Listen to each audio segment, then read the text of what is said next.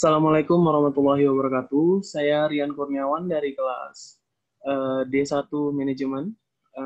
Jadi kali ini saya akan menjelaskan tentang sumber daya alam terbarukan dan tidak terbarukan. Pertama-tama, kita akan muncul soalan seperti apa itu sumber daya alam? Sumber daya alam adalah segala sesuatu yang berasal dari alam yang dapat digunakan untuk memenuhi kehidupan manusia. Yang kedua adalah penggolongan sumber daya alam berdasarkan jenisnya. Yang pertama ada hayati atau biotik, yaitu berasal dari makhluk hidup, contohnya rotan, kayu jati, binatang ternak, dan lain-lain. Yang kedua ada hayati atau abiotik, yaitu sumber daya alam yang berasal dari benda tidak hidup. Contohnya adalah sinar matahari, air, dan bahan tambang. Yang kedua bisa digolongkan berdasarkan sifat perbaharuannya. Yang pertama adalah sumber daya alam yang dapat diperbarui atau renewable, misalkan tumbuh-tumbuhan, hewan, dan hasil hutan. Yang kedua adalah sumber daya yang tidak dapat diperbarui atau non-renewable, misalkan adalah minyak bumi, tanah, gas alam, dan batu bara. Yang ketiga ada sumber daya alam yang jumlahnya tidak terbatas atau unlimited, misalkan sinar matahari dari udara. C. Berdasarkan penggunaannya. Sumber daya alam penghasil bahan baku atau nilai guna lebih. Sumber daya alam contohnya hasil hutan, hasil tambang, dan lain-lain.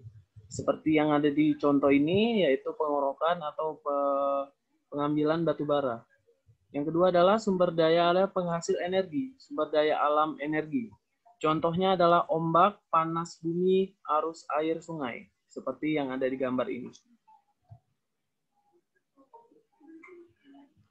Oke, sekarang kita masuk ke potensi dan tantangan pengelolaan sumber daya kelautan dalam menciptakan masyarakat pesisir yang siap menjawab perkembangan zaman.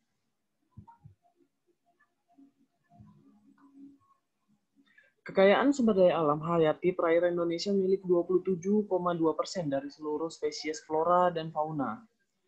Indonesia adalah salah satu negara kepulauan yang terbesar di dunia dengan jumlah pulau sekitar 17.508 kuadrat atau buah pulau yang membentang sepanjang 5.120 km dari timur ke barat, sepanjang Katulistiwa, dan 1.760 km dari utara ke selatan.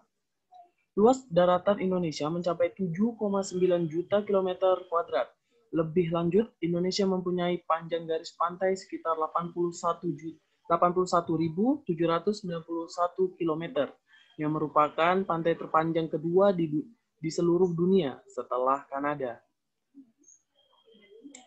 Pendefinisian wilayah pesisir menurut beberapa pakar, terutama dari bidang ilmu sosial, berpendapat bahwa wilayah pesisir juga tidak dapat dipisahkan dari permasalahan sosial ekonomi masyarakat pesisir. Lain pesisir, lain pula dengan lautan. Laut merupakan keseluruhan rangkaian air asin yang menggenangi permukaan bumi, dan definisi ini hanya melihat dari fisik semata. Biota, dan ini ada data bahwa biota laut yang terdapat di dunia yang meliputi 12% mamalia,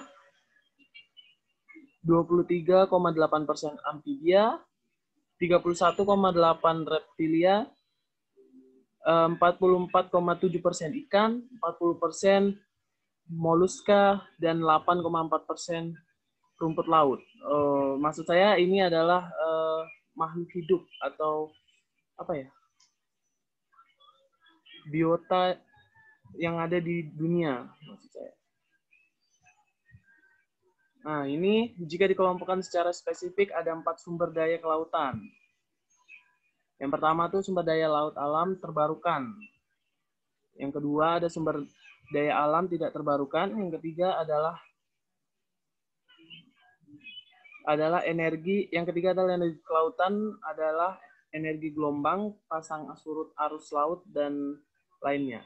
Yang keempat ada jasa-jasa lingkungan laut berupa fungsi laut sebagai jalur transportasi dan komunikasi, keindahan alam untuk rekreasi dan pariwisata, penelitian dan pendidikan, pertahanan dan keamanan, pengaturan iklim, elemen regulator dan sistem penunjang kehidupan, life sporting system. Oke, kewenangan daerah untuk mengelola sumber daya di wilayah laut termasuk sepanjang pesisir. 1. Eksplorasi, eksploitasi, konservasi, dan pengelolaan kekayaan laut. 2. Pengaturan administratif.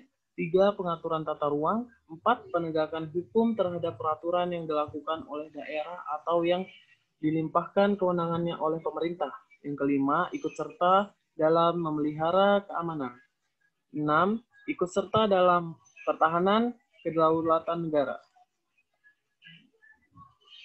Ya, ini adalah pembagian batas pengelolaan wilayah. Yang pertama adalah kewenangan provinsi. Yang paling jauh sebanyak 12 mil. Laut diukur dari garis pantai ke arah laut lepas atau ke arah perairan kepulauan seperti ini. Dari sini 12 mil keluar menuju laut.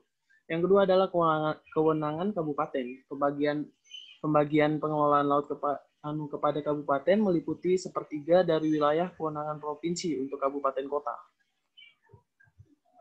Kemudian ini ada kewenangan pusat di dalam Undang-Undang Nomor 26 Tahun 2007 tentang penataan ruang dan Pasal 10 Ayat 12 Undang-Undang Nomor 2004 tentang pemerintah daerah menjelaskan wilayah yang menyangkut bidang pertahanan dan fiskal merupakan tanggung jawab negara.